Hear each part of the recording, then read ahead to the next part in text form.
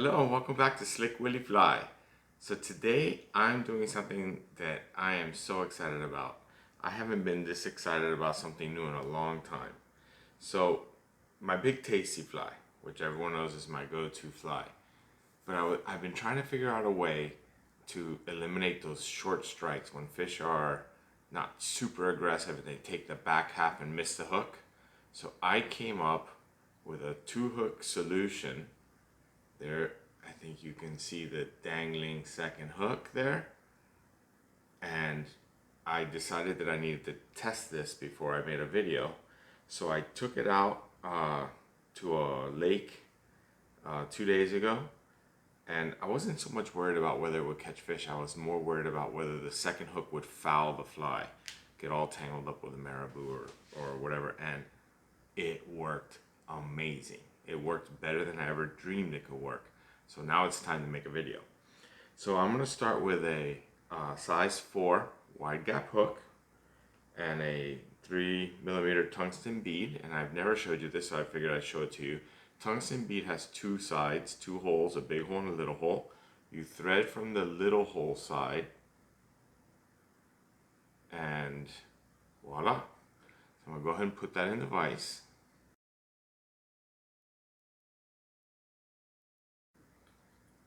I need to make that a little tighter. I was tying bigger flies earlier. So it's Sunday morning today, so I don't have my normal rum and coke. Sunday morning we start the day with coffee. I pre-prepped my marabou. I pre-prepped everything to make this video go a little smoother. Okay, so how am I going to attach the second hook? Well, the first thing I'm going to do is go ahead and put a thread base. I'm going to make a pink marabou fly because I have that orange and orange or yellow and pink. Those are my absolute favorite Big Tasty flies.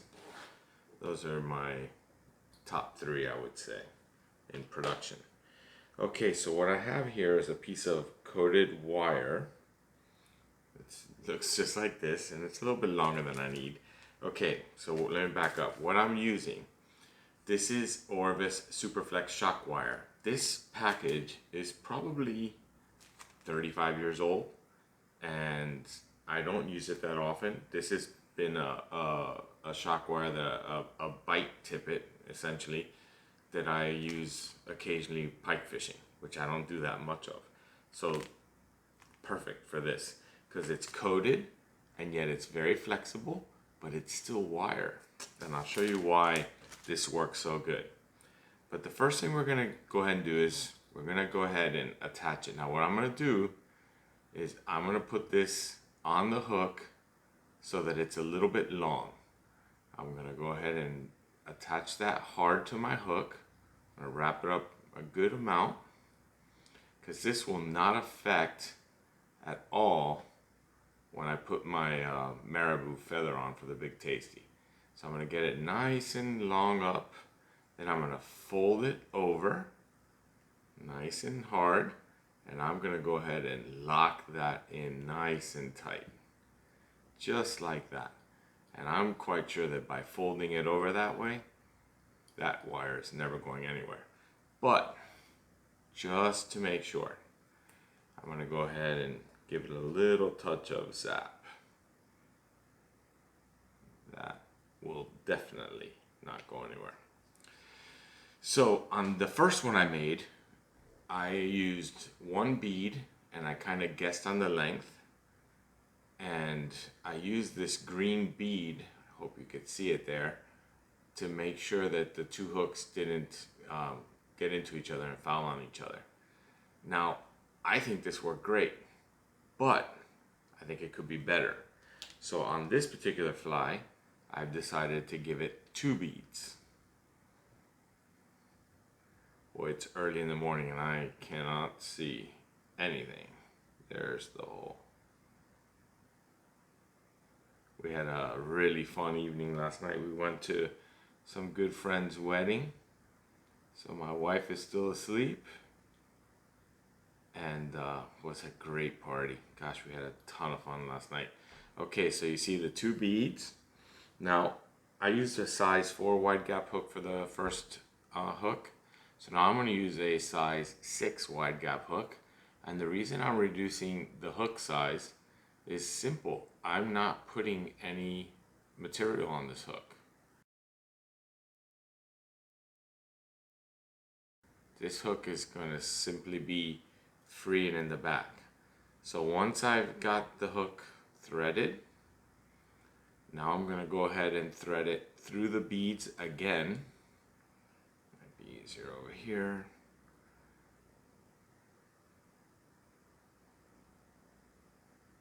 One, two, I had it and I lost it. 1, 2, bingo. Grab my tag end. So now, this is where it gets interesting, people. You have to decide your length.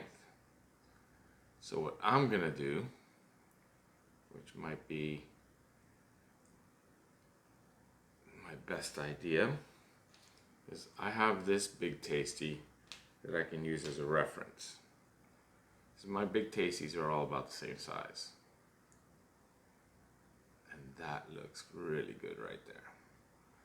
So I think that's the length that I want. I want it to be a little bit long. I don't mind if the hook actually is sticking out a little bit out the back of the Big Tasty.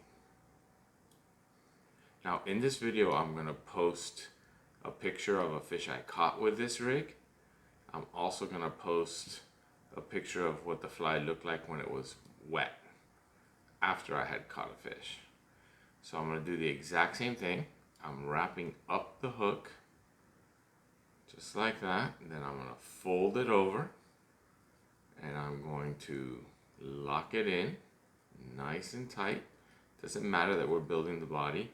Now I got a wire cutter so I don't damage my scissor. I'm going to go ahead and cut that pretty close, and I'm going to make sure that that little wire isn't going to hurt anything. Beautiful. So now I've got my double hook. You know, the idea here, I was talking to one of my really good friends in South Florida, and we were talking about short strikes, and he reminded me how, you know, think about trolling lures, how we used to set that second hook sometimes beyond the skirt. So I was like, man, that's not a bad idea. So I went and read all the rules of everywhere I fish here in Sweden. Oh, and that is not a bad idea. You need to read the rules where you are, because this is awesome, but it might not be legal where you are. It is legal where I am. I couldn't find anything in any rule book that said I couldn't fish this double hook.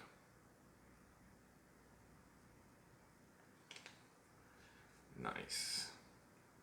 Just gave that one a little more zap.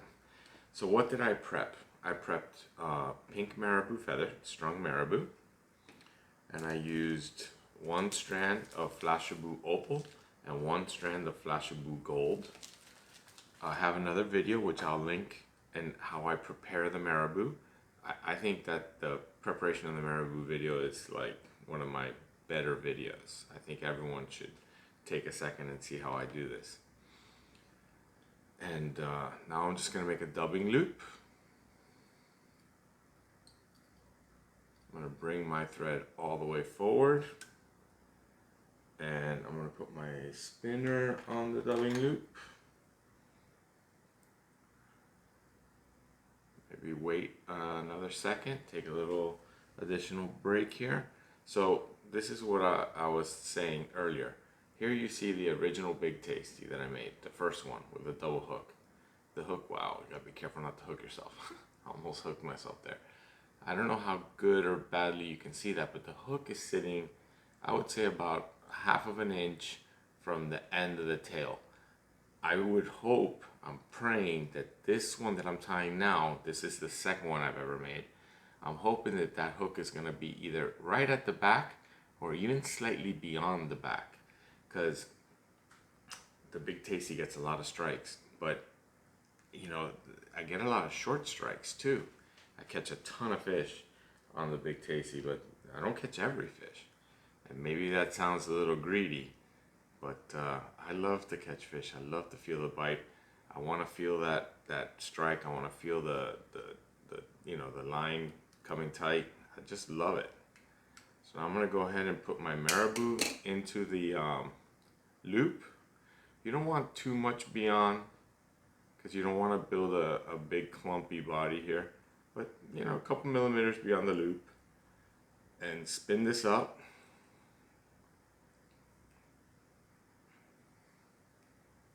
And spin it a little more, make it nice and tight.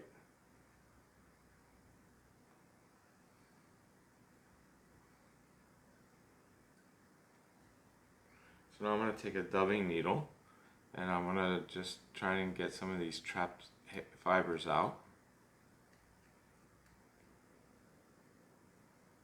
It's funny, that wedding we went to last night was a lot of fun and my whole house is asleep.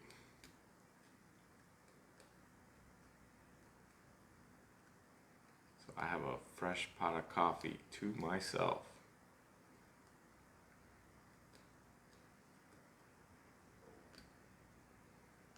Alright, so now I've pulled out a bunch of fibers. You saw that I wasn't really concerned with any fibers that got yanked out, because the truth is there's tons of marabou on this dubbing loop right now. So now I'm going to carefully start wrapping up the hook shank. I'm going in the same direction that I was doing my thread.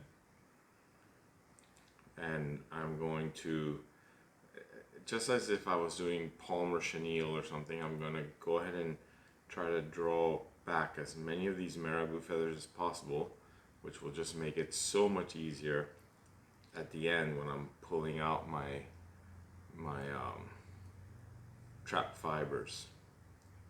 Just going to try and trap as few as possible here. Now, one thing I will tell you, when you're doing this, you have to be careful. You have to remember there's a second hook back there. So be careful you don't hook yourself. Take your time. Don't do this madman style. If you do it madman style, you'll be practicing pulling hooks out of fingers.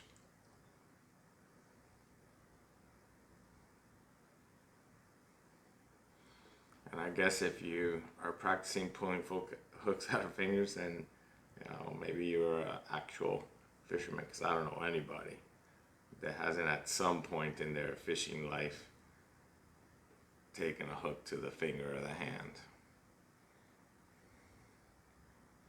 If you fish enough, it's not a matter of if, it's a matter of when. So I'm tight against the bead, and now I'm going to go ahead and lock this in. And this is probably the most important thing about a Big Tasty. Big Tasty, like you've seen me say 100 times, is a super durable fly. As long as you get this nice and seated properly, and then you take this thread and you get in there really good and you lock in that dubbing like I just did. This is such an easy tie. Remove your dubbing. Alright. Make sure everything's seated good. Get my whip finish tool out. I give this a couple of whip finishes.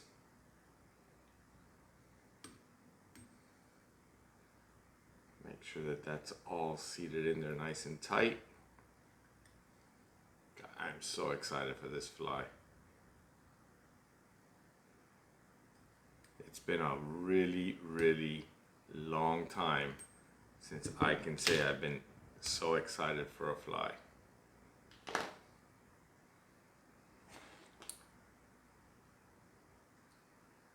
Alright, so now I'm going to get my dubbing needle out again, and I'm just going to pull out trapped fibers. Now remember, I get it, you're probably going to see some fibers flying in the air here. It's fine. We have a ton of marabou on this fly. Now, right now, everything looks wet. But see here, See how nice and straight that looks? That wire will keep the hooks in line, and the beads are gonna keep the hooks separated. I'll show you, I'm gonna post a picture of this fly when it was wet, after I had caught fish. I'm gonna post a picture with my orange fly in a fish's mouth.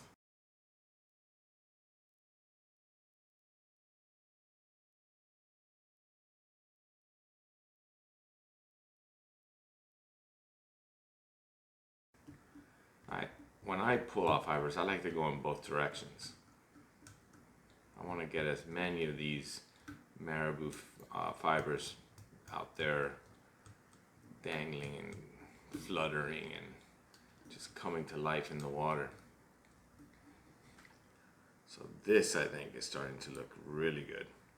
It's wet right now, so it's hard to see it.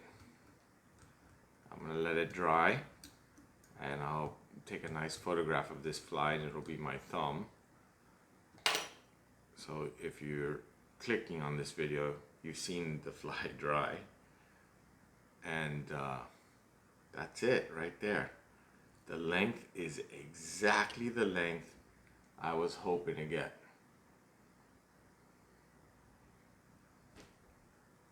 That looks awesome. So the last thing I'm gonna do to this fly is I like to finish flies with a little bit of fly finish to keep the knot from coming undone.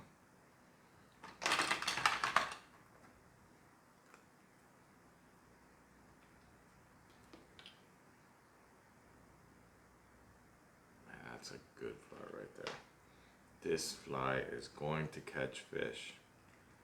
And now, hopefully, you gotta try and take this fly finish and you gotta try and like shove it down into your knot. So I use my needle and I try to push it down in there. I want this to be a nice, durable fly. You know, if you treat this right, if you are careful when you remove the fly out of a fish's mouth and you grab the hook and not the feather, you can catch dozens of fish on this fly. You can't really hurt this fly. The only way you hurt the fly is ripping out the feathers when you're pulling out the hooks. All right, so there it is, a double hook Big Tasty. This fly is gonna catch a ton of fish. I hope you enjoyed the video. Let me see if I find a better way to show it to you. I hope you enjoyed the video. I hope you hit the like and subscribe. I will definitely return with cocktails. The length, look at that length. One thing I think I'm gonna do in the future, right now I don't have them, so I'm using green beads. I think I might go to clear beads. The color bead, nothing wrong there either. Maybe it's a little hot spot. I don't know, torn. But I think I'm definitely gonna invest in some clear plastic beads. They don't cost anything. Go to any little craft store. And I actually stole those from my daughter, from stuff that she had from when she was a little girl. But look at that, that looks awesome. Thank you for watching. Hit the like and subscribe. I'm so excited to cast this fly and try this fly. It is awesome. Thanks again. Have a great day. See you on the next video.